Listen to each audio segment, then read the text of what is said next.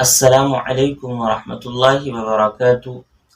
ہمارے ایک بھائی نے سوال کیا ہے یو گیمنگ کے نام سے، کیا بنا سحری کا روزہ رکھ سکتے ہیں یا نہیں؟ دوسرا سوال ان کا یہ ہے کہ کیا ہم پورے مہینے اپنی مسجد میں نماز تراویح پڑھ سکتے ہیں یا نہیں؟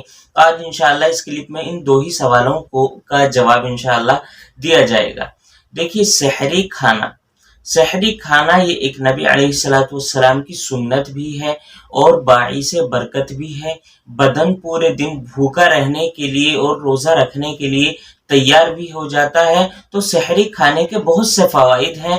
پہلی کوشش تو اپنی یہی ہونی چاہیے کہ کسی بھی طرح سے ہم سحری کھا لیں، چاہے تھوڑا بہت ہی کھانا کھا لیں، چاہے ایک گلاس پانی ہی پی لیں، لیکن کم سے کم سحری ضرور کھا لیں تاکہ نبی علیہ الصلوۃ والسلام کی سنت زندہ ہو جائے۔ دیکھیے، سحری کھانا یہ باعث برکت ہے۔ قرآن کریم میں بھی سحری کھانے کی ترغیب آئی ہے اور احادیث نبویہ میں بھی آئی ہے۔ قرآن کریم میں اللہ تبارک و تعالی ارشاد فرماتے ہیں وَكُلُوا وَاشْرَبُوا حَتَّى يَتَبَيَّنَ لَكُمُ الْخَيْطُ الْأَبْيَضُ مِنَ الْخَيْطِ الْأَسْوَدِ مِنَ الْفَجْرِ۔ اس آیت کا مفہوم یہ ہے کہ کھانا کھاؤ اور پانی وغیرہ پیو جب تک سحری کا وقت ختم نہ ہو جائے۔ یعنی اللہ تبارک و تعالی بھی یہ چاہتے ہیں کہ جب تم روزہ رکھو تو بالکل فاقے میں، بالکل بھوکے نہ رہو، بلکہ سحری کے وقت میں کچھ کھا اور پی بھی لیا کرو۔ اور نبی علیہ الصلوۃ والسلام کی ایک حدیث بخاری شریف میں موجود ہے، بلکہ مسلم شریف میں بھی موجود ہے۔ حدیث کے الفاظ ہیں تسحروا فإن فی السحور برکۃ، کہ سحری ضرور کھایا کرو کیونکہ سحری کھانے میں برکت ہوتی ہے۔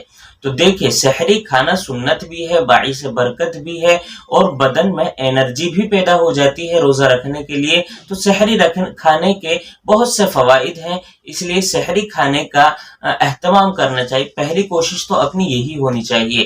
نبی علیہ الصلوۃ والسلام کی ایک دوسری حدیث میں ہے ما بین صیامنا و صیام اہل الکتاب اکلۃ السحر، کہ روزہ ہم بھی رکھتے ہیں اور ہم سے پہلے یہود و نصارہ بھی روزہ رکھا کرتے تھے، لیکن ان کے روزے میں اور ہمارے روزے میں فرق یہ ہے کہ ہم سحری کھاتے ہیں اور وہ سحری نہیں کھاتے۔ یعنی ان سے مخالفت کرنے کے لیے، ان کی مخالفت کرنے کے لیے بھی سحری کھا لینا چاہیے۔ تو کل ملا کر پہلی کوشش یہ ہونی چاہیے کہ ہم سحری کھا لیں۔ لیکن اگر کوئی شخص سوتا کا سوتا رہ گیا یا کسی مجبوری کی وجہ سے سحری نہیں کھا پایا ہے تو اس کے روزے پہ کوئی فرق نہیں پڑے گا، اس کا روزہ اسی طرح ہوگا جس طرح سحری کھانے والے کا روزہ ہوتا ہے۔ نہ اس کے کچھ ثواب میں کمی ہوگی، نہ اس کے روزے میں کوئی کراہت آئے گی، اس کا روزہ بالکل صحیح اور درست رہے گا۔ انشاءاللہ اس کے روزے میں کوئی خرابی لازم نہیں آئے گی۔ لیکن بس یہ ہے کہ سحری کھانے کی جو سنت تھی،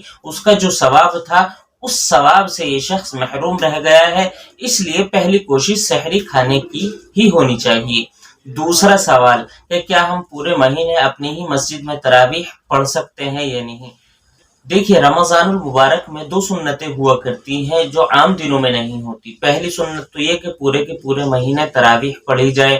دوسری سنت یہ ہے کہ اس تراویح میں ایک مرتبہ قرآن کریم پڑھنے میں یا سننے میں پورا کیا جائے۔ یہ دو الگ الگ سنتیں ہیں۔ تو اگر کوئی شخص پورے کے پورے مہینے نماز اپنی ہی مسجد میں پڑھتا ہے تراویح کی، تو اس کو دونوں فائدے حاصل ہو جاتے ہیں کہ وہ قرآن کریم مکمل سن بھی لیتا ہے اور نماز تراویح بھی ساری کی ساری پڑھ لیتا ہے۔